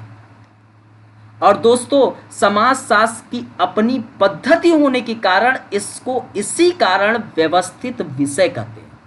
और समाजशास्त्र की पद्धति के में अनुसंधान प्रारूप, समाजशास्त्र की पद्धति में अनुसंधान प्रारूप, आपके निदर्शन या प्रतिदर्श विधि जिसको हम सैंपलिंग कहते हैं, तथ्य संग्रहण की तकनीक, समीक्षा, गुणात्मक एवं मात्रात्मक पद्धतियां, ये सभी शामिल है। बोलो समझ में आया कि नहीं। तो दोस्तों हमने आपको क्या बताया यूनिट थर्ड के अंतर्गत, गेट बंद कर दो। यूनिट थर्ड के अंतर्गत हमने क्या बताया, यूनिट थर्ड के अंतर्गत हमने आपको बताया कि समाजशास्त्र एक व्यवस्थित विषय है, व्यवस्थित विषय है। यह मानव समाज का अध्ययन करता है, मानव समाज में उपस्थित सदस्यों के बीच के अंतर संबंधों का अध्ययन करता है। समाजशास्त्र सामान्य बोध से भिन्न है। सामान्य बोध अनुभव पर आधारित है, लेकिन समाजशास्त्र अनुसंधान पर आधारित है। समाजशास्त्र में अनुभव की कोई उपयोगिता नहीं है। और समाजशास्त्र व्यवस्थित विषय इसलिए है क्योंकि समाजशास्त्र की अपनी पद्धति है। और दोस्तों समाजशास्त्र की पद्धति में अनुसंधान प्रारूप, तथ्य संग्रहण की तकनीक, गुणात्मक एवं मात्रात्मक पद्धतियां, परिवर्त, प्रतिचयन, प्राकल्पना, विश्वसनीयता, वैधता, समीक्षा इत्यादि शामिल होते हैं। दोस्तों बोलिए यूनिट थर्ड आपको समझ में आया कि नहीं। चलिए अब आगे चलते हैं। अब आपको यूनिट फोर्थ के विषय में लेके चलते हैं। तो दोस्तों यूनिट फोर्थ, आपका यह यूनिट फोर्थ चिंतक के बारे में है। यूनिट फोर्थ का संबंध किससे है दोस्तों, चिंतक से है। किससे है, समाजशास्त्री चिंतक से है। और आपके यूपीएससी ने आपके समाजशास्त्र के प्रथम प्रश्न पत्र के सिलेबस में कुल 6 थीम कर दिए हैं। Karl Marx, Emile Durkheim, Max Weber, Talcott Parsons, Robert K Merton और मीड। ये कुल 6 थिंकर दिए गए हैं। ये चिंतक को हम क्यों पढ़ते हैं? तो दोस्तों, ये जो चिंतक हैं हम इनको इसलिए पढ़ते हैं क्योंकि इन्होंने समाज के बारे में अपनी जानकारी दी। जैसे हर एक चिंतक का संबंध किसी न किसी समाज से रहा। जैसे आपके Karl Marx, Emmanuel Durkheim, Max Weber अपने समाज में जो भी समस्याएं थी उसके विषय में उन्होंने जानकारी दिया। तो ये समाज के बारे में जानकारी दिए और हम इनको पढ़कर एक समाज के को समझने की नजरियों को और बृहद और शानदार बना सकते हैं। इसलिए हम दोस्तों चिंतक को पढ़ते हैं। अब जैसे आपके ये जो 3 थिंकर हैं अमेरिकी समाज से हैं। हम भारतीय समाज में जैसे जीएस गुर्ये, एमएन श्रीनिवास, आंध्र बेते, इन लोगों को पढ़ते हैं। इनका भारतीय समाज को देखने का नजरिया कैसा था, क्या उस वक्त समाज में समस्याएं विद्यमान थी, उन्होंने जो विचार दिया उसको हम समझने का प्रयास करते हैं। आइए हम एक एक थिंकर को आपको चित्र के माध्यम से दिखाने का प्रयास करते हैं कि ये थिंकर आपके कौन कौन रहे हैं। तो दोस्तों, कार्ल मार्क्स को आप देख सकते हैं। क्या बात है, दाढ़ी बाबा दिखने में बड़े, आज भी इनके कई थॉट। बस कार्ल मार्क्स दोस्तों परिणाम दे पाने में असफल हुए। थोड़ा ये आर्थिक निर्धारणवादी थे। हर एक समस्या के पीछे सिर्फ और सिर्फ आर्थिक कारणों को देखते थे और परिणाम में ये साम्यवादी व्यवस्था को स्थापित करने का प्रयास करना चाहते थे। साम्यवादी व्यवस्था का मतलब समतामूलक समाज, जो कि यह असंभव है। आप देखिए वियतनाम, चाइना, ये सभी साम्यवादी अर्थव्यवस्था को फॉलो किए, लेकिन आज भी यहां समतामूलक समाज स्थापित नहीं हो पाया। यह वही जगह असफल हुए। बाकी इनके जो थॉट है, इनका जो समाज को देखने का नजरिया था, वो बड़ा ही दोस्तों एक अच्छा और शानदार था। तो कार्ल मार्क्स को हम क्यों पढ़ते हैं? तो कार्ल मार्क्स का अपने समाज को देखने का नजरिया उस वक्त क्या था, तो इसमें उनके जो थॉट है, ऐतिहासिक भौतिकवाद हम पढ़ते हैं। ऐतिहासिक भौतिकवाद, 1 मिनट पेन चेंज कर लें। ऐतिहासिक भौतिकवाद, उत्पादन विधि, विसंबंधन, वर्ग संघर्ष, ये हम इनके अंतर्गत पढ़ते हैं। अब जैसे आप उत्पादन की विधि में आधार एवं अधिरचना 2 भागों में बांटते हैं, पढ़ेंगे। इन्होंने आधार आर्थिकी को माना और उस आर्थिक आधार पर सारी अधिरचना टिकी हुई है। अधिरचना में आपका पुलिस, न्यायपालिका, धर्म सब कुछ आते हैं और आर्थिक आधार अधिरचना को प्रभावित करता है। अगर आप एग्जाम्पल के तौर पे देखें तो बजट या न्यायपालिका वह काफी पूंजीपतियों के फेवर में होती है, इन्होंने ये बताया। विसंबंधन मतलब अलगाववाद। सभी टॉपिक से यूपीएससी में प्रश्न पूछे गए हैं दोस्तों। विसंबंधन, अलगाववाद, मनुष्य सामाजिक एवं मानसिक रूप से अलग थलग। जैसे एक श्रमिक है, वह एक पूंजीपति के यहाँ वर्क करता है, तो किस आधार पर वह सामाजिक एवं मानसिक रूप से अपने आप को अलग थलग फील करता है। वर्ग संघर्ष अर्थात कि 2 वर्ग जो पूंजीपति और श्रमिक वर्ग है, सर्वहारा वर्ग, जो ये 2 वर्ग हैं, इन वर्गों में असंतोष का भाव जो जन्म लिया, तो वह किस प्रकार वर्ग संघर्ष का कारण बना ये पढ़ेंगे। और ऐतिहासिक भौतिकवाद, इन सभी पहलुओं को हम पढ़ेंगे, लेकिन इसमें और भी टॉपिक नहीं जुड़े, जैसे स्तरीकरण, ये एक्स्ट्रा हम लोग पढ़ेंगे, बहुत ज़रूरी है। द्वंद्वात्मक भौतिकवाद, यह भी हम पढ़ेंगे क्योंकि यूपीएससी प्रश्न पूछ लेता है। तो द्वंद्वात्मक भौतिकवाद हम लोग अलग से पढ़ेंगे इसको, ठीक है। और जैसे उन्होंने कार्ल मार्क्स ने धर्म को अफीम बोला, तो इसको भी हम लोग देखेंगे। Second thinker max weber. Max weber में सामाजिक क्रिया, पहला हम लोग पढ़ेंगे सामाजिक क्रिया। अब दोस्तों सामाजिक क्रिया में उन्होंने क्या बताया? सामाजिक क्रिया में बताया उन्होंने दो चीज जरूरी है, एक अर्थपूर्ण हो और वह किसी अन्य की ओर दिशा निर्देशित हो। किसी अन्य की ओर दिशा निर्देशित हो तो हम उसे सामाजिक क्रिया कहें। अब इसमें उन्होंने 4 प्रकार की क्रियाएं बताई, ये सब अब क्लासेस में चर्चा का विषय है। यहां पर आदर्श प्रारूप दिया है, लेकिन इसको हम अलग तरीके से पढ़ेंगे। हम इसको नाम देंगे पद्धति। तो वेबर ने कहा कि समाजशास्त्र और विज्ञान दोनों अलग अलग हैं। विज्ञान अलग है और समाजशास्त्र अलग है। विज्ञान के अध्ययन के लिए उसकी अपनी पद्धति, इसी कारण समाजशास्त्र को अध्ययन के लिए समाजशास्त्र की अपनी पद्धति है, क्योंकि समाजशास्त्र एक व्यवस्थित विषय है। व्यवस्थित विषय इसीलिए है क्योंकि इसकी अपनी पद्धति है। और इसकी पद्धति में आपके क्या क्या आएंगे? तो आपके इसमें आएंगे कारण बहुलवाद,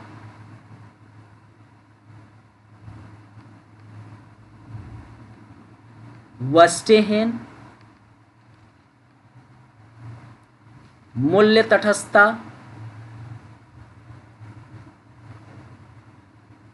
और आपका आदर्श प्रारूप। आपको यह पता है कि मैक्स वेबर की जो माता थी वो एक धार्मिक महिला थी, पिता एक अधिकारी थे, ऑफिसर, और दोनों का वेबर की जिंदगी में प्रभाव पड़ा। और वेबर ने इन पद्धतियों का प्रयोग अपने समाजशास्त्री अध्ययन में किया, जैसे नौकरशाही।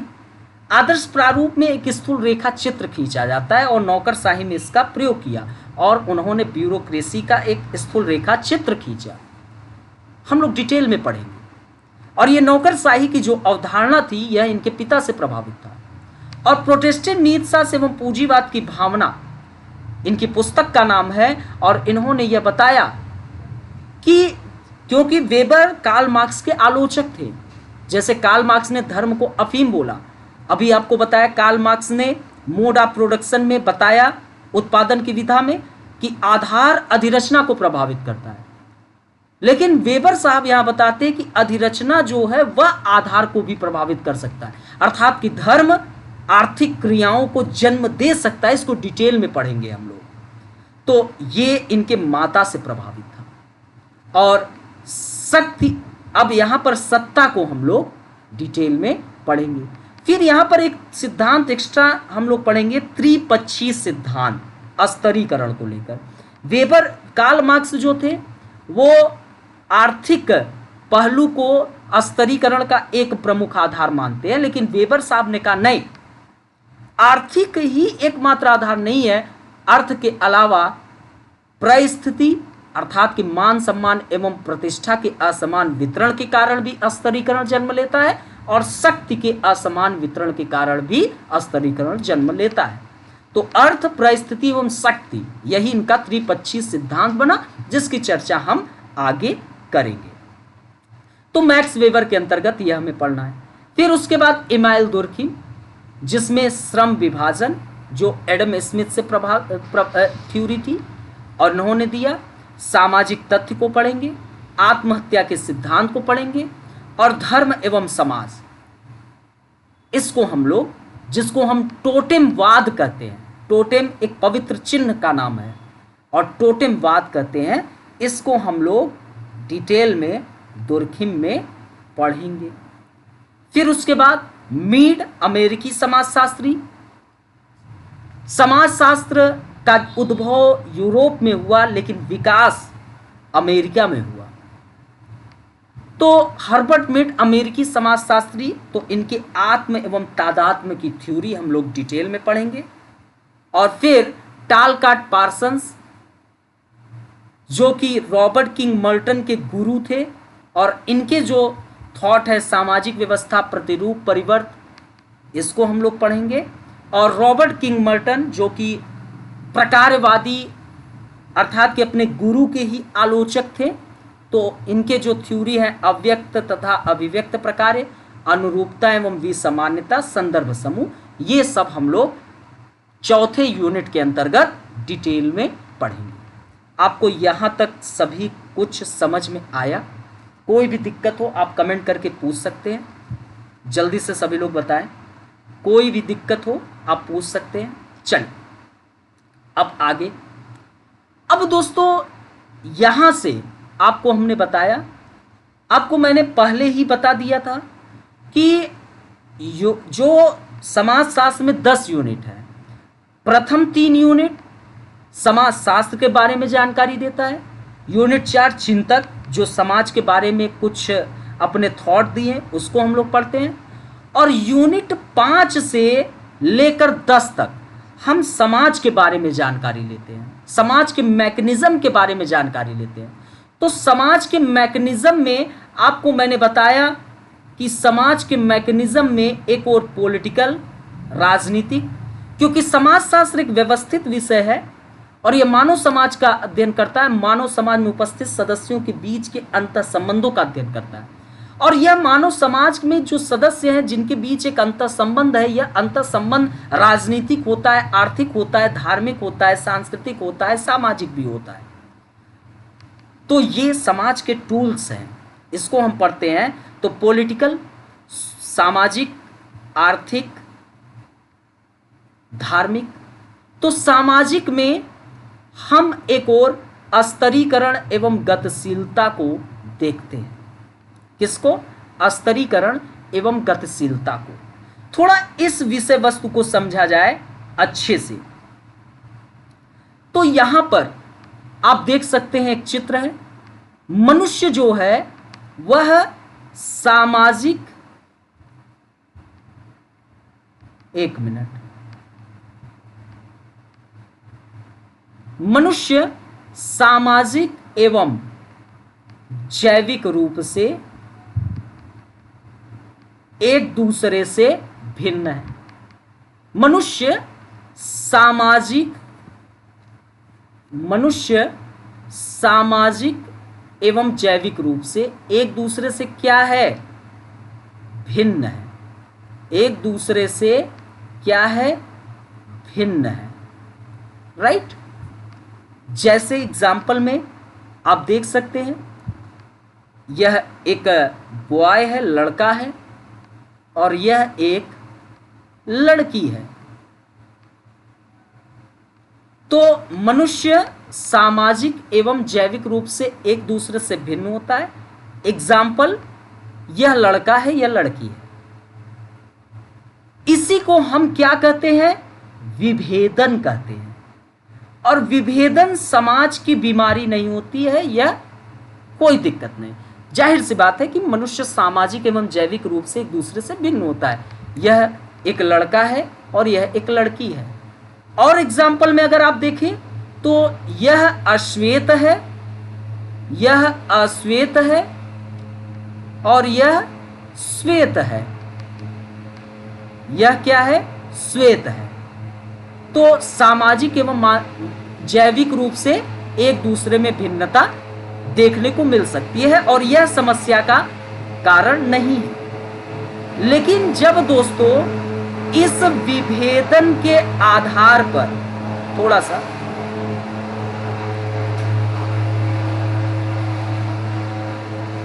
जब इस विभेदन के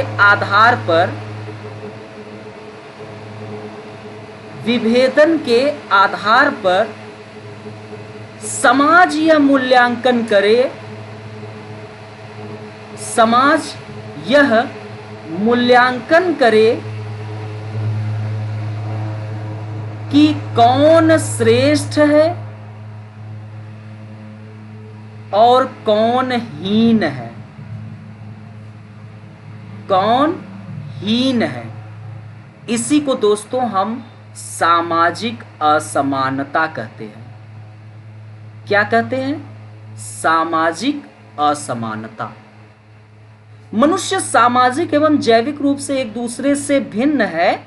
जैसे आपको बताया, पुरुष महिला से भिन्न है, महिला पुरुष से भिन्न है, श्वेत अश्वेत से भिन्न है, अश्वेत श्वेत से भिन्न है। तो ये सामाजिक एवं जैविक रूप से भिन्नता, कोई दिक्कत नहीं, इसे विभेदन करते हैं। लेकिन अब हमने विभेदन को आधार बना लिया और यह अब समाज मूल्यांकन कर रहा है कौन श्रेष्ठ है कौन हीन है। अर्थात कि यहां पर समाज मूल्यांकन कर रहा है कि अश्वेत की तुलना में श्वेत ज्यादा श्रेष्ठ है और अश्वेत हीन होते हैं। यह समाज मूल्यांकन करे कि पुरुष की तुलना में महिला ज्यादा श्रेष्ठ है, महिला की तुलना में पुरुष ज्यादा श्रेष्ठ है। यह जब समाज मूल्यांकन करे तो इसे हम सामाजिक असमानता कहेंगे। ऐसा कोई वैश्विक मानक नहीं है कि जिसके आधार पर हम यह कह दे कि एक पुरुष जो है वह महिला की तुलना में ज्यादा श्रेष्ठ है, एक अश्वेत श्वेत की तुलना में ज्यादा हीन है। ऐसा कोई वैश्विक मानक नहीं है। इसको समाज ने इस विभेदन को आधार बनाकर मान्यता दी। राइट? सभी को समझ में आ रहा है? चलिए, तो ये चीजें हैं। तो ये आपका सामाजिक असमानता कहलाएगा। अब दोस्तों, इसी सामाजिक असमानता के आधार पर व्यक्ति विशेष को जब हम श्रेणीबद्ध तरीके से सुसज्जित कर दे तो इसको हम अधिक्रम या श्रेणी क्रम कहते हैं। लेकिन दोस्तों, इसी सामाजिक असमानता के आधार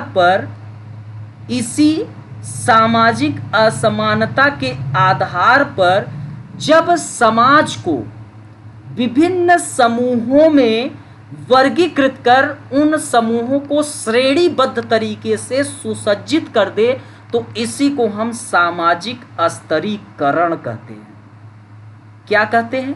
सामाजिक स्तरीकरण। हमने किसको आधार बनाया? सामाजिक असमानता को। और हमने समाज को विभिन्न समूहों में वर्गीकृत किया कि ये ब्राह्मण है, ये क्षत्रिय है, ये वैश्य, शूद्र है। और हमने उसमें निर्योग्यताएं लाद दी कि ये जो शूद्र है यह हीन है और यह ब्राह्मण उच्च है। जैसे जैसे हम इस नीचे से ऊपर की ओर जाएंगे तो शुद्धता बढ़ेगी, ऊपर से नीचे आएंगे तो अशुद्धता घटेगी। तो जब हम इस सामाजिक असमानता को आधार बनाकर समाज को विभिन्न समूहों में वर्गीकृत कर दिया और फिर उन समूहों को श्रेणीबद्ध तरीके से सुसज्जित कर दिया जाए तो सामाजिक स्तरीकरण कहलाएगा। जैसे ब्राह्मण, क्षत्रिय, वैश्य, शूद्र। डिटेल में आगे जानेंगे, आप यहां पर बस जानिए। वर्तमान में दोस्तों हर एक समाज एक स्तरीकृत समाज है। स्तरीकरण का कहीं आधार संपत्ति होती है, अर्थात कि जो संपत्ति में ज्यादा है वो उच्च वर्ग में, जो मिडिल में है मध्यम, जो निम्न है निम्न। और नहीं तो कहीं पर प्रतिष्ठा है, जैसे ब्राह्मण को ज्यादा प्रतिष्ठा दे दी गई है तो वह उच्च में, शूद्र को कम प्रतिष्ठा अर्थात कि मान सम्मान मिली वो निम्न। और कहीं पर शक्ति, जिनके पास पावर है वह ज्यादा उच्च में, जिसके पास पावर कम वो निम्न में। अब दोस्तों यह एक समस्या है और इसी कारण यह स्तरीकरण समाजशास्त्र की विषय वस्तु का हिस्सा भी है। बोलो, सभी को समझ में आया? सभी लोग कमेंट करें, सभी लोग कमेंट करें। अब दोस्तों यहां पर अभी आपको बताया था कि टॉपिक का नाम क्या है? स्तरीकरण एवं गतिशीलता। तो गतिशीलता का मतलब क्या है, आइए जानते हैं। सामाजिक गतिशीलता का मतलब क्या है, यह थोड़ा बहुत जान लेते हैं तो आपके लिए थोड़ा सा आसान हो जाएगा। तो दोस्तों, एक व्यक्ति अथवा समूह, एक व्यक्ति अथवा समूह के समाज के एक स्तर से किसी अन्य स्तर में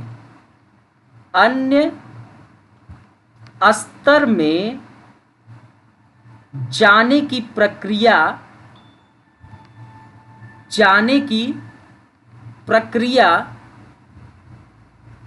एक व्यक्ति अथवा समूह के समाज के एक स्तर से किसी अन्य स्तर में जाने की प्रक्रिया सामाजिक गतिशीलता को संबोधित करती है।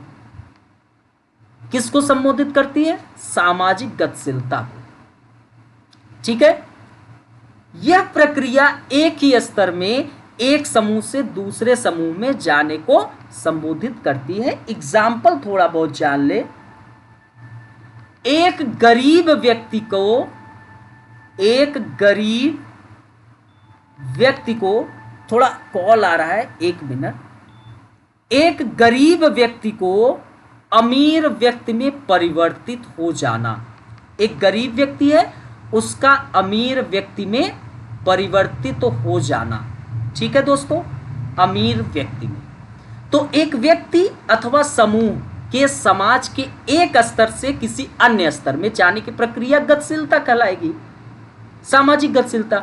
एक समय वह गरीब था, अब वह अमीर बन गया। एक समय वह बहुत गरीब था और वह बदल गया, अमीर बन गया। तो यह, अब दोस्तों यह टॉपिक हम यूनिट 5 के अंतर्गत पूरा पढ़ेंगे, जिसमें संकल्पनाएं, समानता, असमानता, अधिक्रम, अपवर्जन, अलग थलग का भाव, गरीबी, वंचन, सामाजिक स्तरीकरण के सिद्धांत, अर्थात कि इस सामाजिक स्तरीकरण के संबंध में जो भी समाजशास्त्रियों ने अपने सिद्धांत दिए उसको पढ़ेंगे, जिसमें फिर से जो यूनिट 4 में थिंकर है यहाँ पर आएंगे। तो इसमें संरचनात्मक प्रकारवादी सिद्धांत, मार्क्सवादी सिद्धांत, वेबर का सिद्धांत, फिर आयाम, वर्ग, स्थिति समूह, लिंग जिसमें पुरुष और महिला, वर्ग, मध्यम वर्ग, उच्च वर्ग, निम्न वर्ग, निजातीयता एवं प्रजाति का सामाजिक स्तरीकरण। फिर सामाजिक गतिशीलता में खुली एवं बंद व्यवस्थाएं। खुली व्यवस्था में जैसे जाति व्यवस्था, वर्ग व्यवस्था, यह एक खुली व्यवस्था होती है, अर्थात कि यहाँ पर आप परिस्थिति परिवर्तित कर सकते हैं। परिस्थिति का मतलब मान, सम्मान, प्रतिष्ठा। आज आप गरीब हैं, मेहनत करके अमीर बन सकते हैं, तो यह खुली व्यवस्था होती है। लेकिन एक बंद व्यवस्था क्या होती है? तो बंद व्यवस्था के विषय में आप जाति सिस्टम को देखते हैं, कास्ट सिस्टम। तो जाति व्यवस्था एक बंद व्यवस्था होती है। जाति व्यवस्था क्या होती है? एक बंद व्यवस्था होती है, जिसमें आपको अपनी परिस्थिति अर्थात मान, सम्मान, प्रतिष्ठा परिवर्तित करने की इजाजत नहीं होती है। आप एक ब्राह्मण हो तो ब्राह्मण कुल में जन्म लिए, उसी के साथ मरोगे। आप शूद्र हो तो शूद्र के साथ ही जन्म लिए, मरोगे। तो यहाँ पर इजाजत नहीं है। तो इन सभी गतिशीलता के प्रकार, गतिशीलता के स्रोत एवं कारण, यह सभी स्तरीकरण एवं गतिशीलता के टॉपिक है, इनको हम पढ़ेंगे। ठीक है, चलिए अब आते हैं यूनिट 6। तो यूनिट 6 कार्य एवं आर्थिकी जीवन से संबंधित है। एक चित्र के माध्यम से आप देख सकते हैं, यह पालमपुर की कहानी है और इसको एनसीईआरटी में आप देखते भी हैं। तो आपको यह पता है कि समाजशास्त्र एक व्यवस्थित विषय है। यह मानव समाज का अध्ययन करता है। यह मानव समाज में उपस्थित सदस्यों के बीच के अंतर संबंधों का अध्ययन करता है। और दोस्तों, यह अंतर संबंध जो है, आप देखिए यह अंतर संबंध कई आधार पर होते हैं। कुछ राजनीतिक होते हैं, कुछ सामाजिक होते हैं, और यहाँ पर आप आर्थिकी प्रक्रिया देख सकते हैं। यहाँ पर अंतर संबंध आर्थिक प्रक्रिया पर है, अर्थात कि कोई कुम्हार है जो मिट्टी के बर्तन बना रहा है, तो कोई यहाँ पर किसान है जो भूमि पर अनाज का उत्पादन कर रहा है, कोई लोहार है जो लोहे को पीटकर खुरपी फरसा बना रहा है। तो ये अंतर संबंध जो मानव समाज में उपस्थित सदस्यों के बीच का अंतर संबंध है, यह आर्थिक प्रक्रिया आपको यहां देखने को मिल रहा है। तो आर्थिक क्रियाओं को परिभाषित करते हुए हम कह सकते हैं यह वस्तुओं एवं सेवाओं के उत्पादन, वितरण एवं उपभोग की प्रक्रिया को संबोधित करता है। तो दोस्तों, जब मानव समाज में उपस्थित सदस्यों के बीच के अंतर संबंध का एक आधार आर्थिक प्रक्रिया है, तो यूपीएससी ने आपको एक अलग यूनिट दिया, कार्य एवं आर्थिकी जीवन, जिसमें आपको बताया कि आप पढ़िए। तो विभिन्न प्रकार के समाजों में कार्य का सामाजिक संगठन, जैसे दास समाज, आप लोग इंडियन में जब देखेंगे तो जजमानी सिस्टम पढ़ेंगे, सामंती समाज और औद्योगिक पूंजीवादी समाज, यह यूनिट पढ़ेंगे टॉपिक। कार्य का औपचारिक एवं अनौपचारिक संगठन, श्रम एवं समाज, ये सब हम लोग यूनिट 6 के अंतर्गत पढ़ते हैं। अब यूनिट 7 का जो संबंध है, यूनिट 7 का संबंध राजनीति एवं समाज से है। आप लोगों को मैंने फिर से बताया कि समाजशास्त्र एक व्यवस्थित विषय है और यह मानव समाज का अध्ययन करता है, समाज में उपस्थित सदस्यों के बीच के अंतर संबंधों का अध्ययन करता है। अंतर संबंध कई आधार पर होता है, आर्थिक, धार्मिक, सांस्कृतिक और राजनीतिक भी। यहां पर पार्लियामेंट को देखिए, हम अपने प्रतिनिधि को अपने संसदीय क्षेत्र से इस सदन में भेजते हैं। हमारे जो क्षेत्र है वहां पर जो समस्याएं विद्यमान है, उन समस्याओं का समाधान ये प्रतिनिधि करे। हमारे समाज में जो भी समस्याएं हैं वह सदन में चर्चा हो, इसी उद्देश्य से हम अपने प्रतिनिधि को सदन में भेजते हैं। यह मानव समाज दोस्तों बहुत चालाक भी है, यह बहुत चतुर भी है। जो उसके हित के लिए कार्य करता है वह उसी को इस सदन में भेजता है। तो यह राजनीति एवं समाज का एक चर्चा करने वाला सदन है।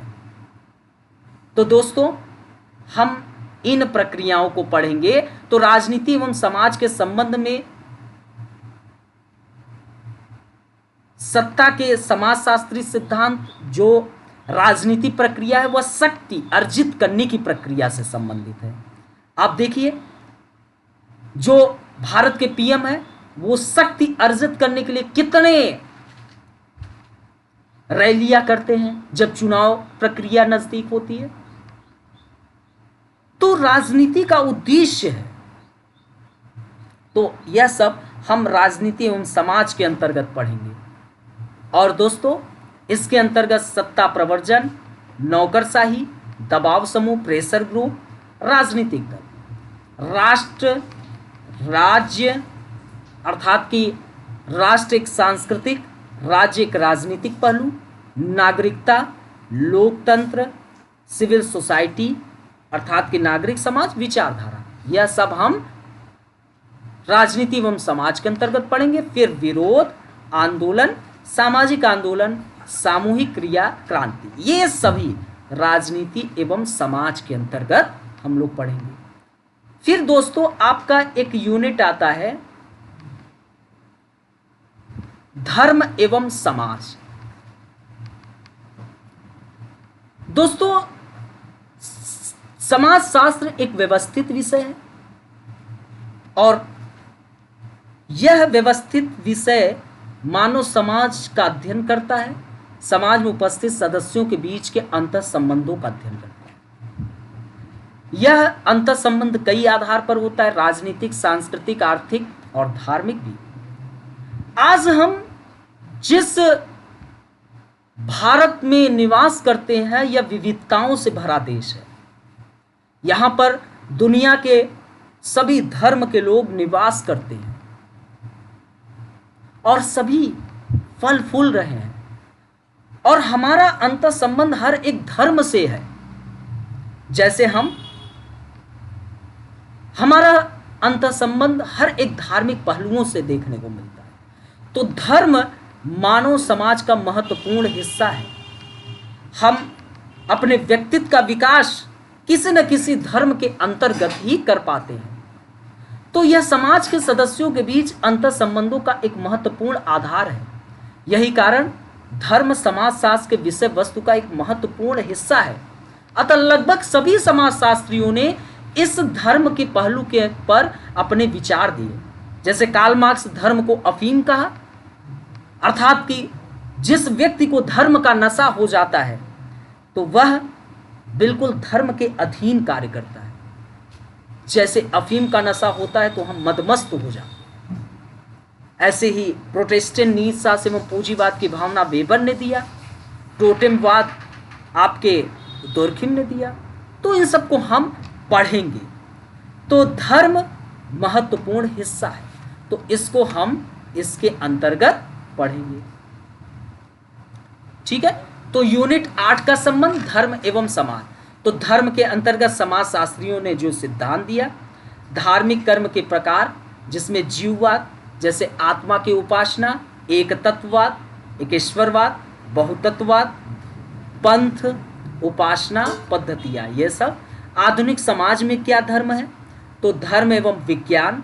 जाहिर सी बात है कि धर्म एवं विज्ञान में कुछ समानताएं हैं तो कुछ असमानताएं हैं।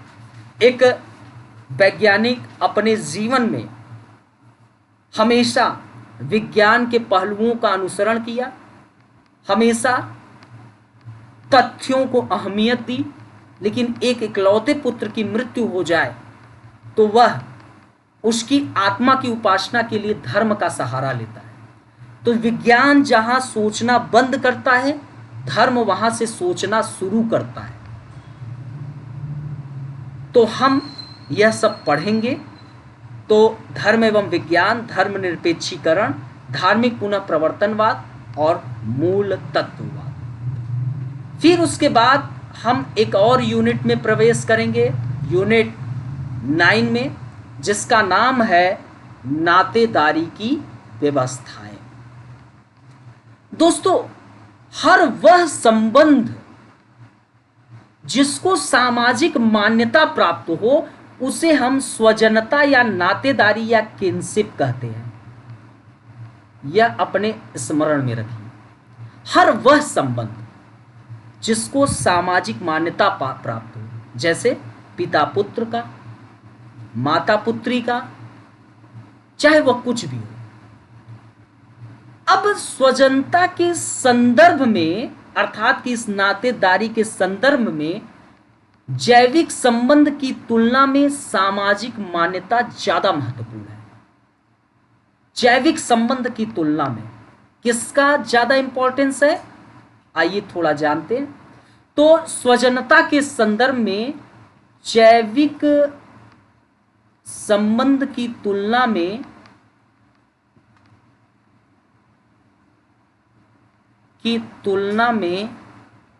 सामाजिक मान्यता ज्यादा महत्वपूर्ण है। ठीक है, ये ज्यादा महत्वपूर्ण है।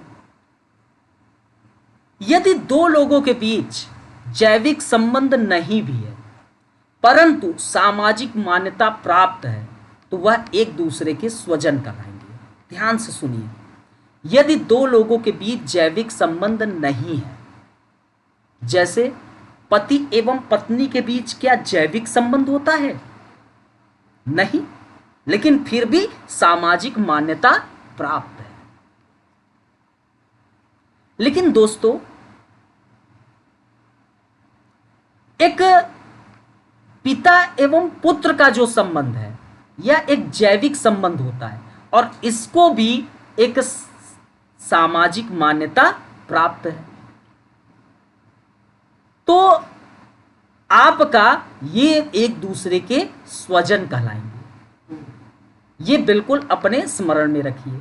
तो इसके अंतर्गत आपको मैं यह बता दूं कि यह नातेदारी की व्यवस्था के अंतर्गत हम लोग डिटेल में पढ़ेंगे, ठीक है, डिटेल में पढ़ेंगे, जिसमें आपको मैं परिवार, गृहस्थी, विवाह। विवाह क्या है, कोई मुझे बता सकता है? विवाह क्या होता है? सभी का सपना होता है अपने जीवन में वैवाहिक बंधन में बंधना, एक जीवन की नई शुरुआत करना। तो दोस्तों, विवाह एक सामाजिक संस्थान है। सामाजिक संस्थान क्या है? तो सामाजिक मान्यता प्राप्त प्रथा को ही हम सामाजिक संस्थान कहते हैं। तो एक सामाजिक संस्थान है विवाह, जिसके माध्यम से हम परिवार रूपी संगठन का क्या करते हैं? निर्माण करते हैं। तो दोस्तों, परिवार फिर क्या होता है? तो दोस्तों, परिवार एक संगठन है जिसका गठन विवाह रूपी सामाजिक संस्थान के माध्यम से होता है।